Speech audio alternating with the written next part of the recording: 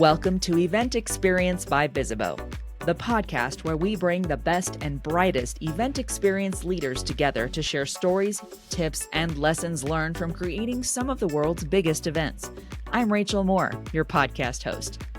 The life of an event planner is full of twists and turns, and our journey today takes us on the road to Meltwater Summit and how Jessica Connolly, Director of Global Events for Meltwater, ultimately got her team, and her audience to the destination.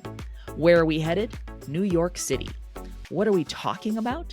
Jessica's experience of inheriting Meltwater Summit, creating a playful space for learning and networking, and building trust with a new-to-her team. There's a lot to relate to in this specific event experience. Let's get started.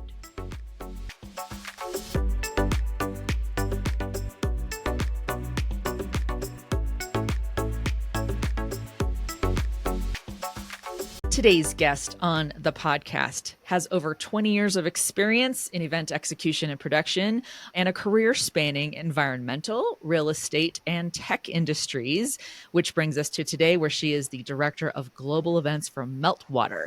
Whenever we can swing it, she's also my international flight buddy, whenever we can try. Please welcome Jessica Connolly to the podcast. Jessica, welcome to my microphones. Thank you, Rachel. Really excited to be here today. The 20 years, I'm wondering if I have to add on that extra 5 now. I think it's been 25, maybe more, just trying not to age. But also I should be proud of it, right? It's a lot of years of doing this and under my belt, and I haven't quit the industry with all the stress and issues that come along with it. I just love it. I think I love chaos. Well, I think you are immediately identifying and helping our listeners identify with you, because all of them are probably like, yes, this is exactly, it's a huge reason why they're in the events industry. And it does. 20 years goes by really quick. And to be honest, I just got that from checking your LinkedIn, which words can't express, all the things you've done as is normal with that. So I won't let my words express that. I want to toss this back over to you. Let's segue into some get to know you questions. So when you are spending that full day, that full event day, you're on the ground, you're walking around, not only you're making sure all the details are good, but you're also asking people like what they think of the event. But those days, what are your go-to shoes? I'm now sneaker obsessed. I come from the age where we used to wear heels. I don't know what we were thinking. And I did it. Like I would have heels on all day. I would probably take them off like in a back room somewhere for a little bit, but then put them back on and walk around the floor. Sneaker obsessed. New Balance, Nike, Beija, On. Loewe was a new pair I just bought for myself as a special treat. Love those. But yeah, it's pretty much all sneakers all the time. Nice. And thank goodness that is the fashion. We're so glad. Yes. And I don't care what I'm wearing. It just works with everything. It's the best. It's the most comfortable. Awesome. Is there anything that you're listening to, watching, or reading these days that you can't put down? And it doesn't have to be work related.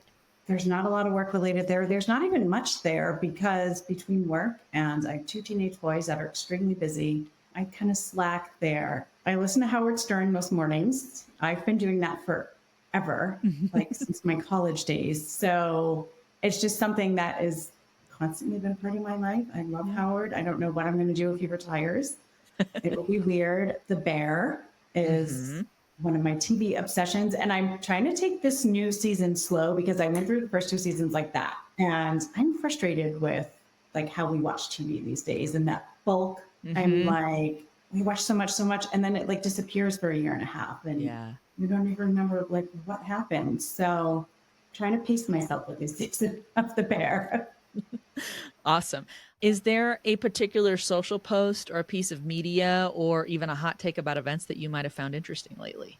A couple things here. So one, and this is something I've noticed and have been seeing a lot lately in the past year, is late registration. People used to sign up for events early. You could get your counts. You knew who was coming.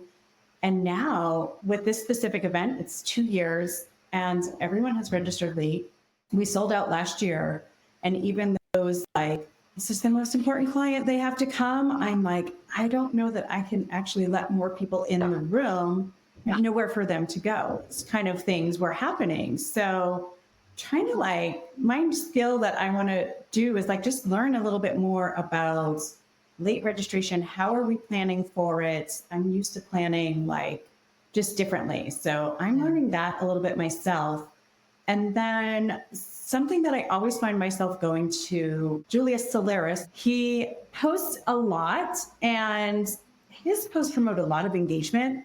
So I always find myself in the comment sections of his posts because there's so many great event professionals in there. Like there's a lot of good stuff in his comment section. So that's kind of where I find myself going. Like he posts something and I'm like, okay, what's everyone saying about this? Because I think that's where we're all talking. Yeah, there you go. Well, just expand out a little bit. What is your role at Meltwater? What are you doing as the global director of global events there? So let me tell you a little bit about Meltwater first for listeners who maybe haven't heard of Meltwater. I hadn't heard of Meltwater before I joined. So Meltwater has media and social intelligence tools. We do a lot of media monitoring, social media management, and we're providing research that's like monitoring your competitors, listening to your clients, consumers, and performing campaign research for you.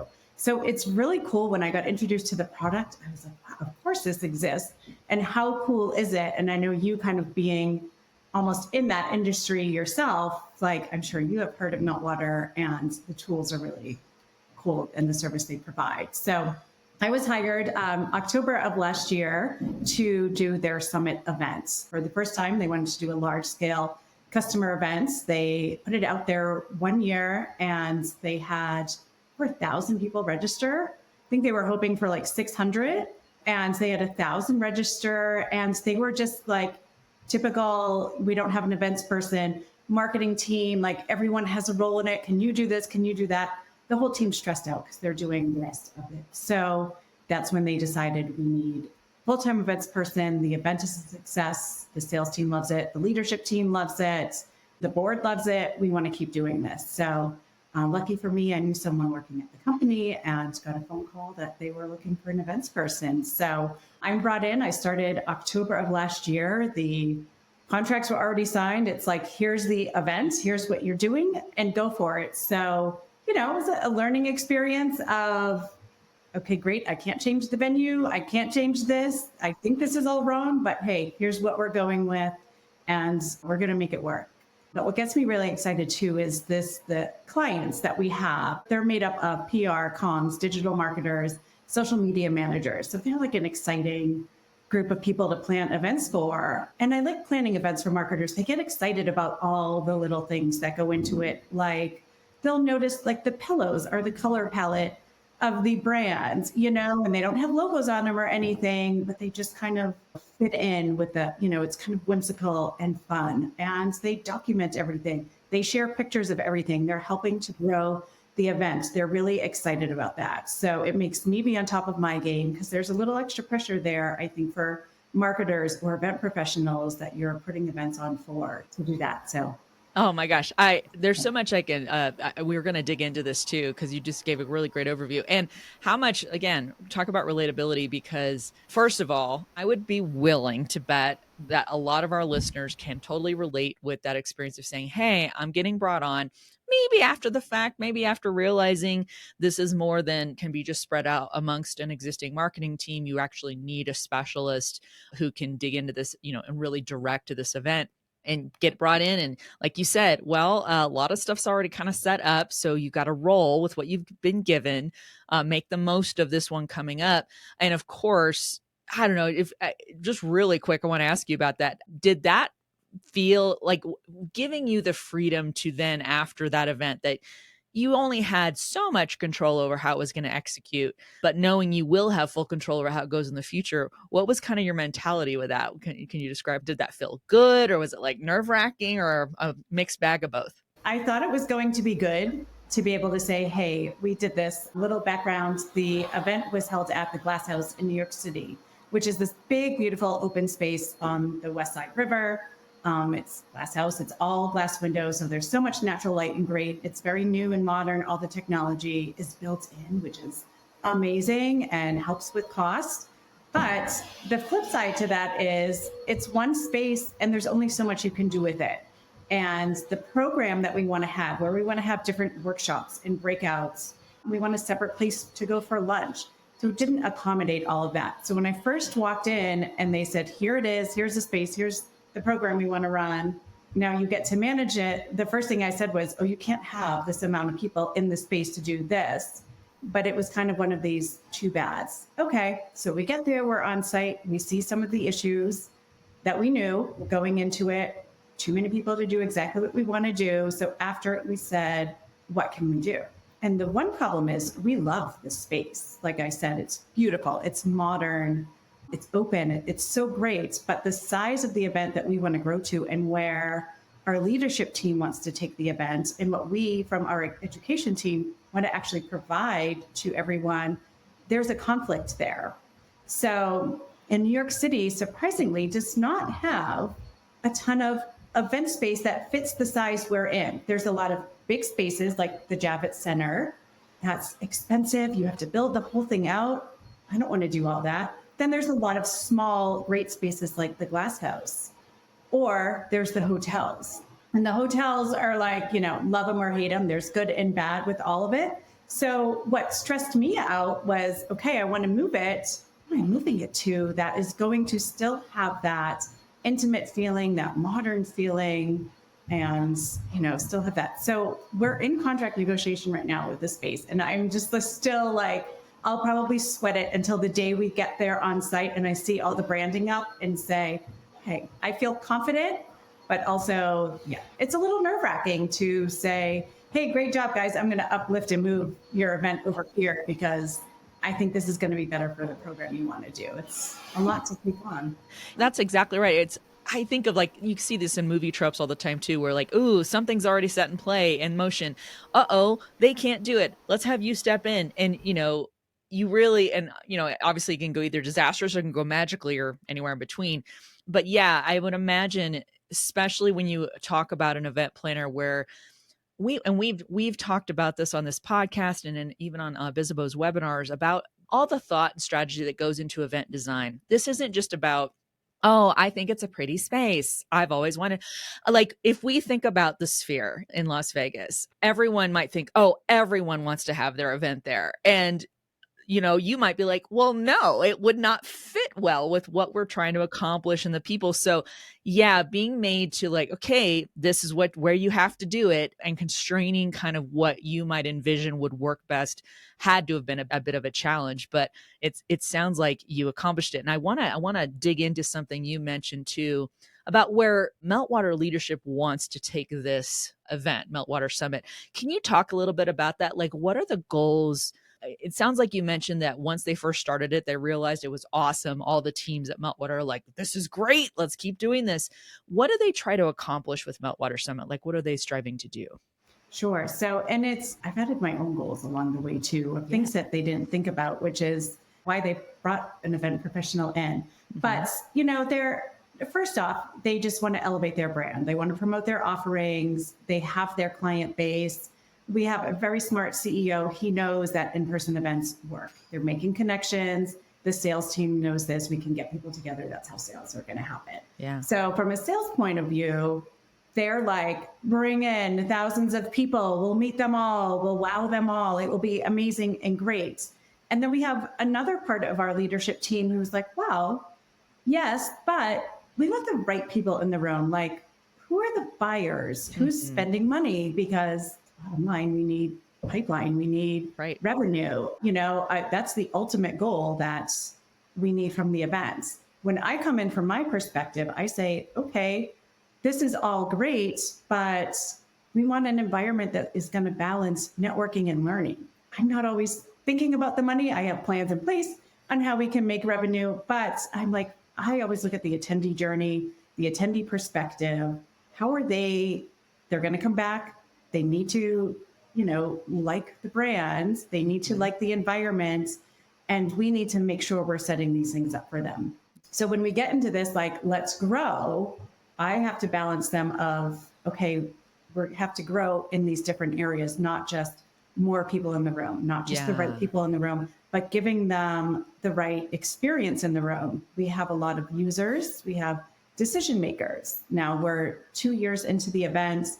And what the data is telling us is, well, you have more users there than decision makers. So now we can look back at the programming and say, hey, we have to do a little bit more here for the users. We need some more workshop. We need some more like hands-on learning and training for them. There's a lot of users here versus just having decision makers or C-level people in the room. And we know they're not sitting in sessions. They're there for meetings. They want to meet people. They want to meet the other executives. So there's almost, you're planning all these like mini events into one big event because you have all these different people in the room. So to me, that's the growth. My head of sales, it's more people in revenue. Yeah. You bring up a great point there. And look, we are kind of coming at this saying some brands, if we think about even brand people listening to this, who maybe your brand does not do an event, its own organized event. Maybe you go partake, you go participate in trade shows or conferences, you do have some kind of presence, but you're not the entity putting on an event, thus planning all the content, planning the activations, the space, even the catering and things like that, really giving that full experience. So it's interesting to think about. And I like that you talk to us a little bit too about this is a relatively still new event, a new experience being designed, and you're learning as you go. But you brought up something so important there. We do harp on it a lot, and hopefully all event organizers and planners listening to this know how important it is, even if it's a brand new conference, is data. You really are looking at, well, who is showing up to this and planning accordingly. And I'll just add a little caveat here, a little disclaimer. I got to go to this event, to Meltwater Summit this year, 2024. But we're listening to your experience about it. But knowing that you've got that whole space, like you said, very open concept, everyone's kind of mixed together. There was some, ability to break out and things. And you're looking ahead to say, how can we keep accommodating the target audience we do want to hit so that sales is happy, but also the end user experience of the actual tech product is happy because they're kind of getting this in-person touch and feel of Meltwater while they're at this event. So I really think it's cool that you're not only looking at it, but you're helping the teams that you work with look at that they may not have really realized they need to hone in on that more, right? Exactly. And I think it's why, companies out there that are doing an event and they don't have someone with event experience planning it for them, there are all these things that we're going to think about and bring up in planning meetings that you probably just didn't think of because you don't know, and that's fine. But I, came in and, hard coming in as a new person and saying, well, if you didn't think of this or think about it this way, let's, you have 4 PowerPoint presentation sessions back to back. No one wants to sit in that, just like really working with your teams and building that trust for them to agree with you. And I think what happened after this event, again, we thought it was a great success. Every event has their issues and we address those. But overall, we thought it was a great success. And I felt from my team the trust to make the decision to say, hey, now we have to move it. And now we have to accommodate this. So that's, that feels really good to have that support from my team for them to give me that rein to say, yeah, go ahead. We trust you. Let's do it. Ooh. And again, you're bringing up a great point too here. We're all used to going to, okay, you get told that there's a potential job and you go interview for the job and, they're trying you on, you're trying them on, and you kind of like, okay, we're coming in and we think this will work out. And then you hit the ground and you start proving yourself. You talk about being kind of thrown into that fire pretty quick here.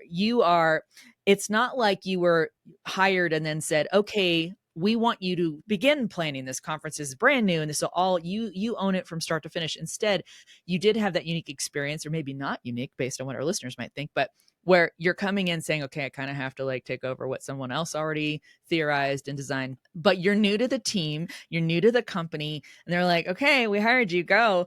And now you get, you have Meltwater Summit that you execute, knowing again that some of these factors were not things that you planned, but you're working with what you got. It sounds like, I don't know, I'm just guessing, and Jessica, I do know you a little bit too, but it sounds like you were kind of like, yes, I have proven myself because this was an awesome event and you all got to witness it firsthand, right? Yes. And that's where we are now. We were not like that a year ago when I started, and it was like, okay, great. We are opening registration in 2 weeks. I said, okay, great. What's the website look like? Show me that. Oh, we haven't built that yet. Okay. But no, they did it the year before and, it all came off great. And I said, okay, I really have to hit the ground running. And along the way, you face, like you said, new environment, new people, new personalities. You face a lot of, well, this is how we did it last year comments, which are never my favorites, like 'cause you're brought here for a reason. But again, I now feel like my team now has the confidence in me. They've seen it come together, and that feels really good because it's a struggle to come in. And with any job, not just in the events industry, coming into a new place, whether you replaced a person or you're starting a new role, it's learning those personalities and the people and who did what. And we always did it this way. Okay, well, there's, two ways to tie your shoe. You can, and they'll stay tied. It will work. So it's, let's try and trust each other. So I think I feel a lot better going into the event this year than last year being new. Well, event planners, all of you listening, and Jessica, you know this, there is such a visibility to whether you fail or succeed, because it's immediate. You're like, you might see stuff later, but the second, oops, that curtain cue went weird, or that light didn't work, or food dish didn't get brought out very quickly enough, or something.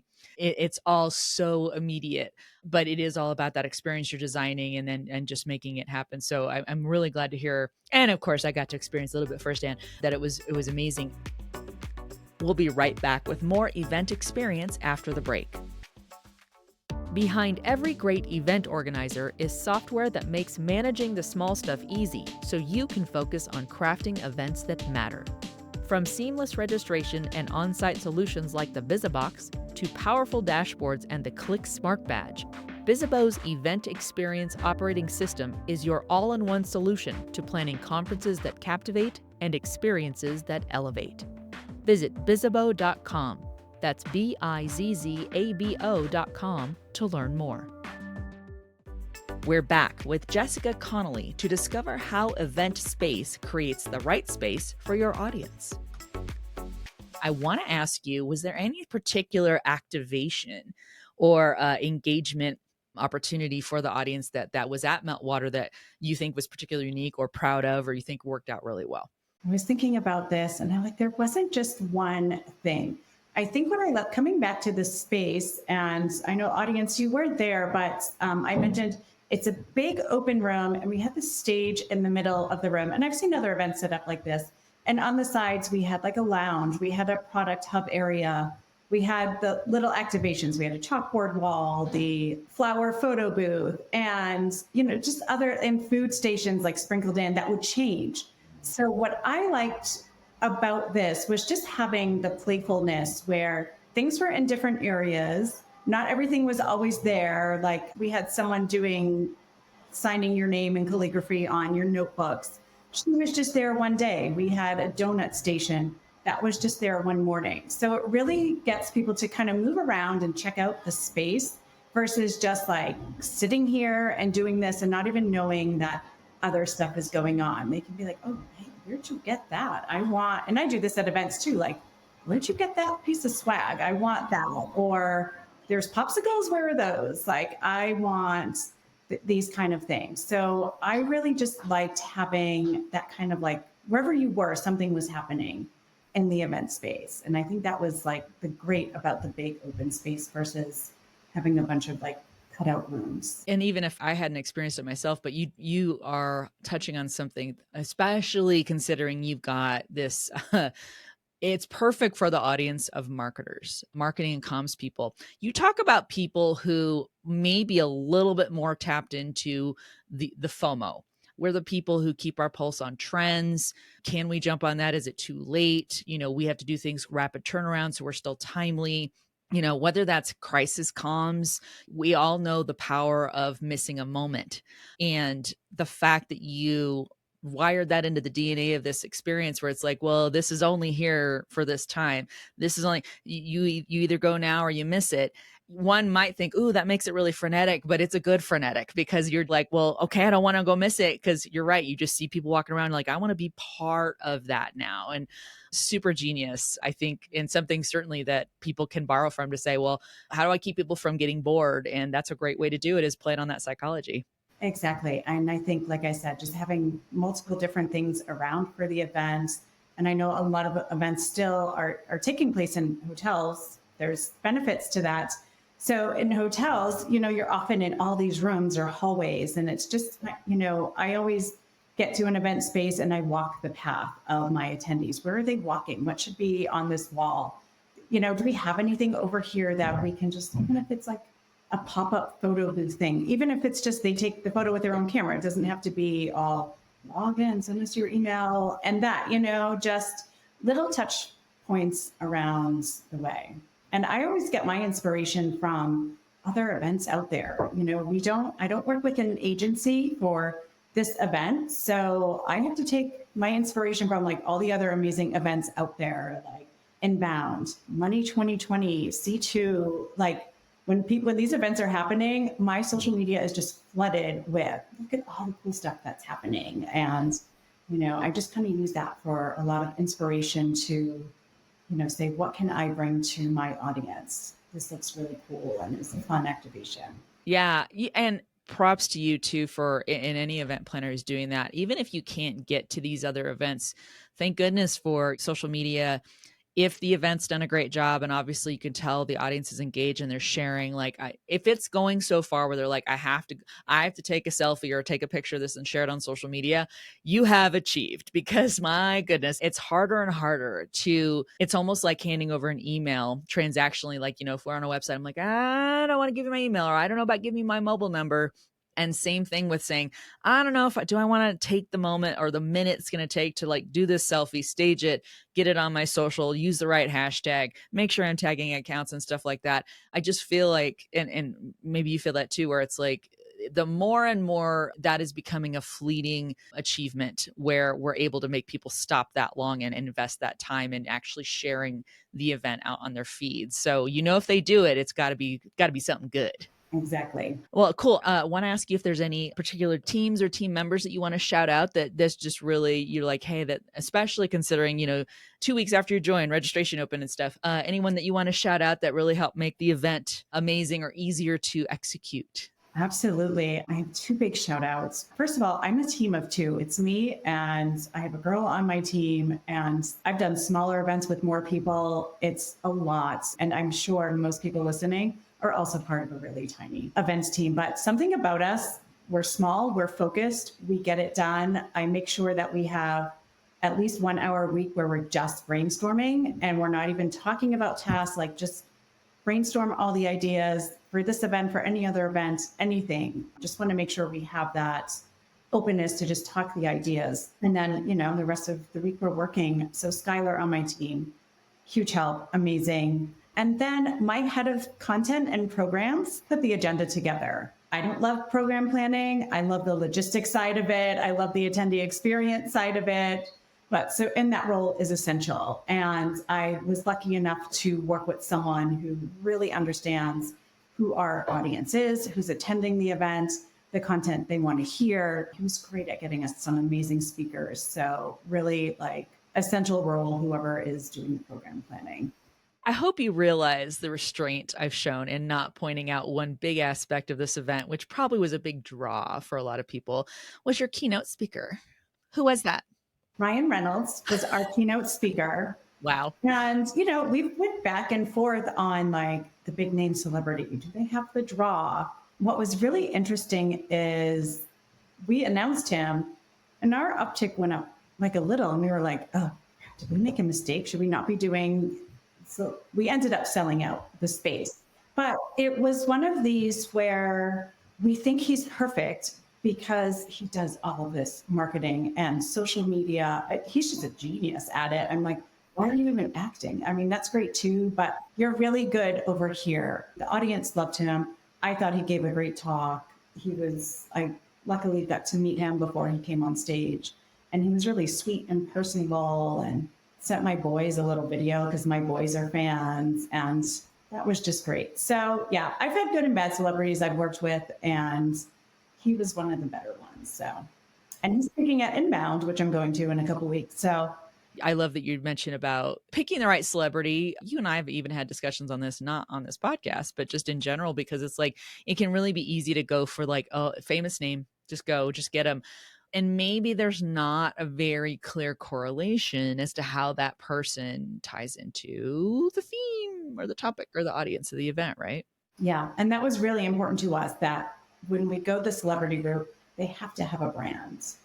and a well-known brand, not just like, oh, I, put a social media post up about this, whatever thing. Like it really is their brand and they're involved in it. We talked to another celebrity on our list and she actually wasn't really part of her brand, we found out, because we wanted her to come on with her chief strategy officer and do the interview together. And we found out they don't really have a relationship and she doesn't really work on the brand. And we're like, oh, if that's not what we're looking for. We want someone who's in their brand and can talk about that.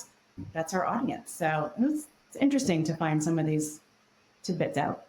Well, I think the running theme in everything you're sharing about Meltwater Summit is you knew the audience, you understood the assignment, and you made sure you delivered an experience that the audience felt very comfortable in, felt like was crafted specifically for them, from keynote speaker to, kind of fleeting moments that could turn into FOMO or could become like a really great takeaway that people take home with them, and just creating those memorable things and aspects to your events. So I have one last question. It's the easiest question of all. Where can our listeners find and follow you online? I'm on LinkedIn, Jessica Connolly. I'm on Instagram at JV Connolly. I don't post much work stuff there. It's personal, but travel pictures. I have a lot of it out there. So cool. Well, we'll send people your way.